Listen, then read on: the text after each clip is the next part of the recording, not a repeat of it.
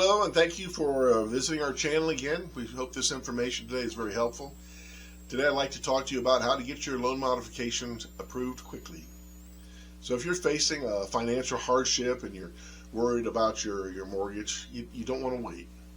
Reach out to your lender or the loan servicer as soon as possible. The sooner that you make contact, the better your chances of finding a solution and helping you to stay in your home. Now, when you call, be clear about your intentions. Let them know that you want to get caught up on your loan, that you want to stay in your home, and that you're willing to work with them to make that happen. Lenders are much more likely to help when they see that you're being proactive and you're committed. It's also smart to ask your lender, what are the criteria that you use to approve or deny a loan modification? If they're vague, ask the specific question.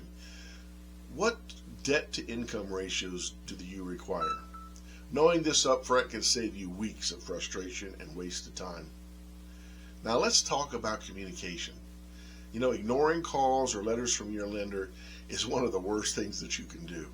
Instead, you want to keep these lines of communication open. Even if nothing has changed in your situation, check in regularly. This shows that you're responsible and serious about resolving the issues. Now, once you've made contact, you'll need to fill out a loan modification application, and this usually means writing a hardship letter, proving the property is your primary residence, and showing your financial situation. Now, when you write your hardship letter, you want to keep it short and to the point. Stick to the facts. There's no need for long emotional stories.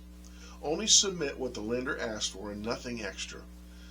Oversharing can actually hurt your chances, and if you're missing any documents, just make a note in your application so that it doesn't hold things up.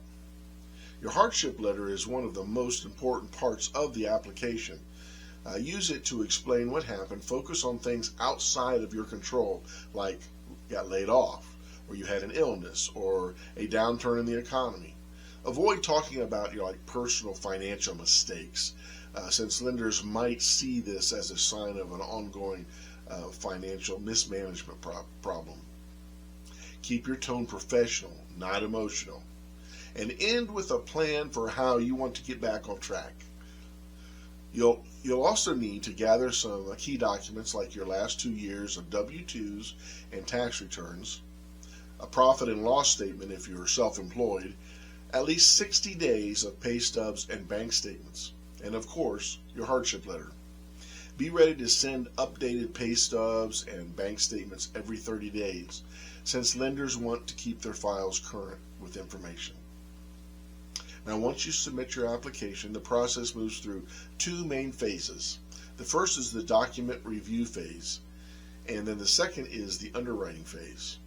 So first up, in the document review phase, this is a document processor, sometimes called a customer relationship manager or an asset manager, checks to make sure that you've sent everything in that's required. They're not looking through your finances yet, just making sure that your file is complete. Now, getting your file marked complete is really crucial, and it can even be used to delay a foreclosure sale while your loan modification application is being reviewed. But many people get stuck here because of missing documents or incomplete documents, leading to a frustrating cycle of requests and resubmissions. And after you send in your documents, don't just sit back and wait. You have to follow up regularly. You might hear things like, well, it's still in document imaging, or check back in a week. Sometimes they'll say pages were cut off or not readable.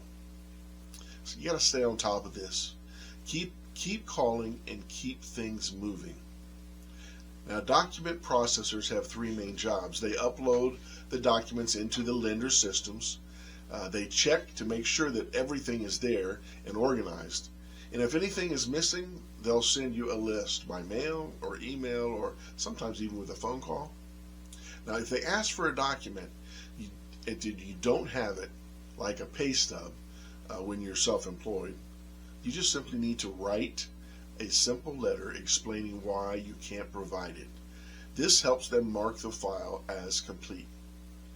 Now, sometimes documents get uploaded into the wrong place, and you might be asked for something that you've already sent.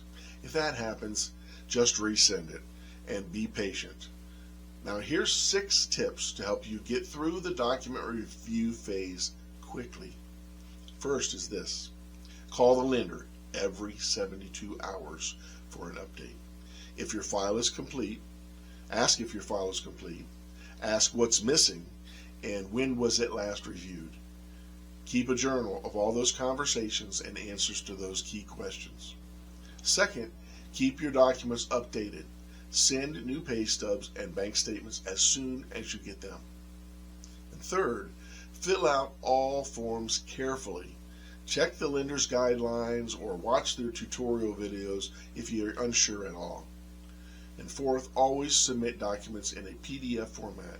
Banks like PDF formats because it makes it easier to process and it's less likely that they get distorted. Fifth, only send what's required. Don't overwhelm the processor with extra paperwork. And finally, if you're missing a document, include a letter of explanation why. For example, I do not receive pay stubs. This helps the processor mark your file as complete. Now, once your file is complete, it moves on to the underwriter phase. And here, an underwriter reviews your financial details to decide if and how you can qualify for a loan modification. Navigating the first phase efficiently sets you up for a smoother review process. So stay organized, keep your lender updated, and follow their document guidelines closely. This gives you the best shot at getting your loan modification approved quickly. In closing, remember, getting a loan modification, it's possible with clear communications, timely responses, and a well-written hardship letter. By following these steps and staying proactive, you can increase your chances of staying in the home and regaining financial stability. Now, if you have any questions or need more help, visit our website at www.foreclosuresolutionsnc.com. We're really here to support you through every step of the way. So we want to wish you the best of luck.